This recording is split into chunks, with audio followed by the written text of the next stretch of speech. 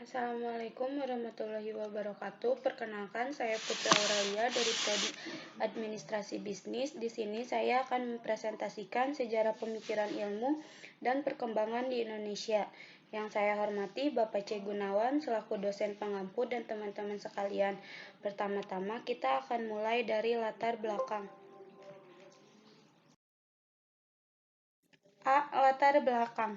Administrasi negara mulai berkembang sampai ke antero dunia termasuk ke Indonesia sejak dekade 1990-an. Administrasi negara telah berkembang pesat dibandingkan pada zamannya Wilson. Tidak bisa dipungkiri bahwa perkembangan ilmu administrasi negara begitu masif di negara asalnya, yaitu Amerika Serikat dan negara-negara lainnya seperti Inggris, Kanada, Australia, dan Selandia Baru. Sedangkan di negara-negara berkembang, dinamika administrasi negara tidak begitu intens karena masih kuatnya kontrol politik, birokrasi, dan budaya. Konsep dan paradigma administrasi negara yang berkembang di Indonesia diimpor dari luar. Teori tentang kebijakan publik, teori tentang manajemen publik, dan teori tentang governance adalah teori yang lahir di Barat, yang kemudian diadopsi oleh kalangan akademis dan praktisi administrasi negara Indonesia. Keilmuan administrasi negara di Indonesia berlangsung dalam kondisi yang dinamis. Sudah terasa sejak terjadinya reformasi politik di Indonesia yang ditandai dengan lengsernya Orde Baru pada tahun 1998 hingga saat ini, dialektika keilmuan administrasi begitu terjadi sangat hangat. Masing-masing jurusan, departemen, program studi yang menawarkan pendidikan administrasi negara di perguruan-perguruan tinggi di Indonesia memiliki cakrawala keilmuan yang berbeda satu sama lain. Sekarang kita masuk ke pengertian administrasi. Apa sih pengertian administrasi itu sendiri? Administrasi adalah sebuah istilah yang bersifat generik yang mencakup semua bidang kehidupan. Karena itu, banyak sekali definisi mengenai administrasi. Sekalipun demikian, ada 3 unsur pokok administrasi. 3 unsur pokok ini pula yang merupakan pembeda apakah suatu kegiatan merupakan kegiatan administrasi atau tidak.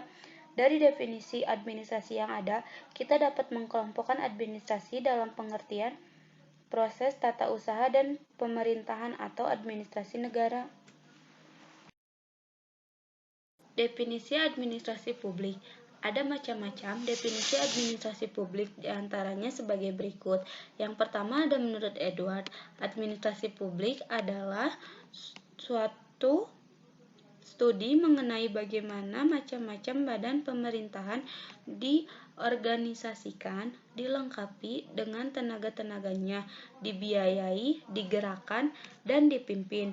Yang kedua ada menurut George, administrasi publik dapat dirumuskan sebagai seluruh proses baik yang dilakukan oleh organisasi maupun perorangan yang berkaitan dengan penerapan atau pelaksanaan hukum dan peraturan yang dikeluarkan oleh badan legislatif, eksekutif, serta pengadilan.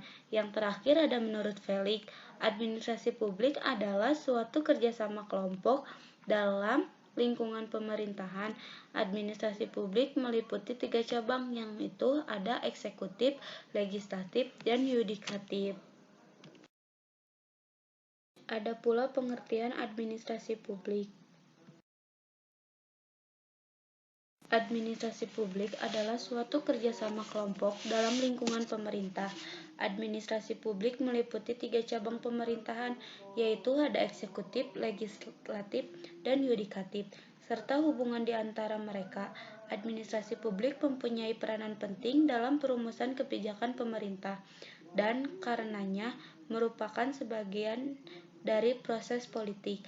Administrasi publik sangat erat kaitannya dengan berbagai macam kelompok swasta dan perorangan dalam menyajikan pelayanan kepada masyarakat. Karakteristik administrasi publik.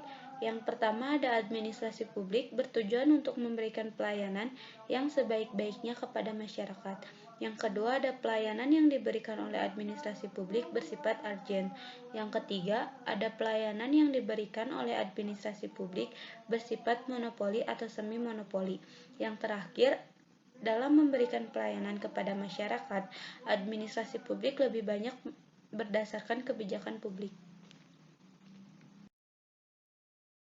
Sekarang kita akan masuk ke sejarah pertumbuhan administrasi negara di Indonesia.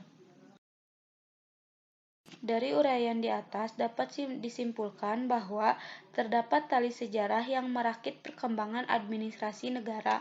Apa yang dicapai dan diberikan oleh administrasi negara sekarang tidak lepas dari upaya-upaya yang tidak kenal lelah yang telah dilakukan oleh para peletak dan pembentuk administrasi yang dahulu. Administrasi modern penuh dengan usaha untuk lebih menekankan pejabat publik agar mempersembahkan segala kegiatan untuk mewujudkan kemakmuran dan melayani kepentingan umum.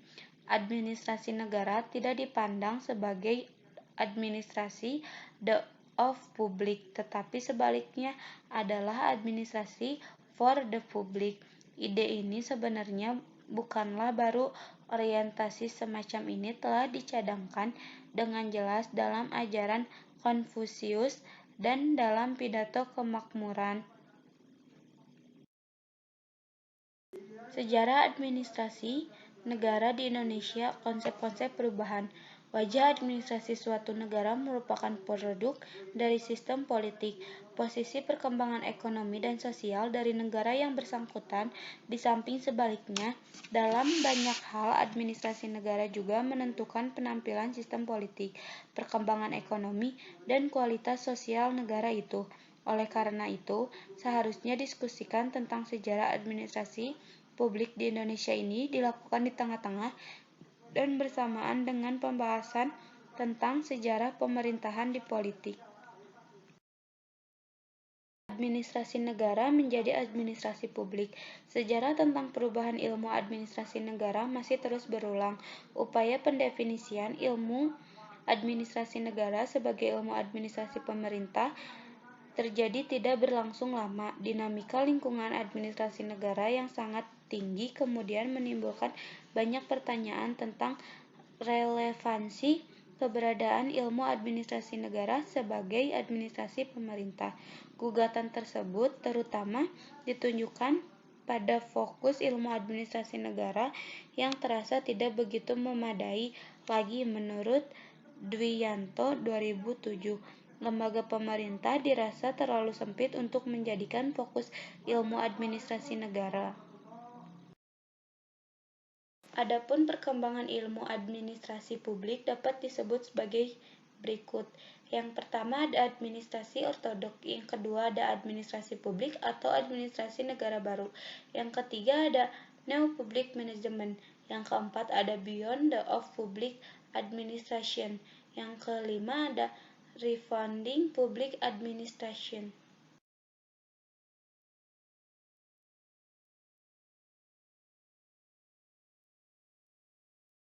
Sekarang kita akan masuk ke kesimpulan. Teori dan konsep administrasi negara telah berkembang pesat dari segi keilmuan.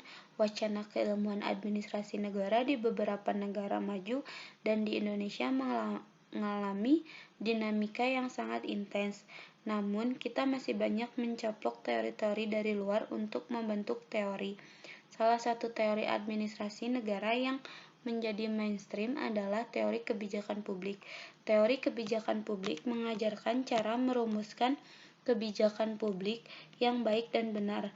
Dalam merumuskan kebijakan publik, peran analisis kebijakan sangat fatal dalam memilih alternatif kebijakan yang memiliki manfaat yang sangat penting.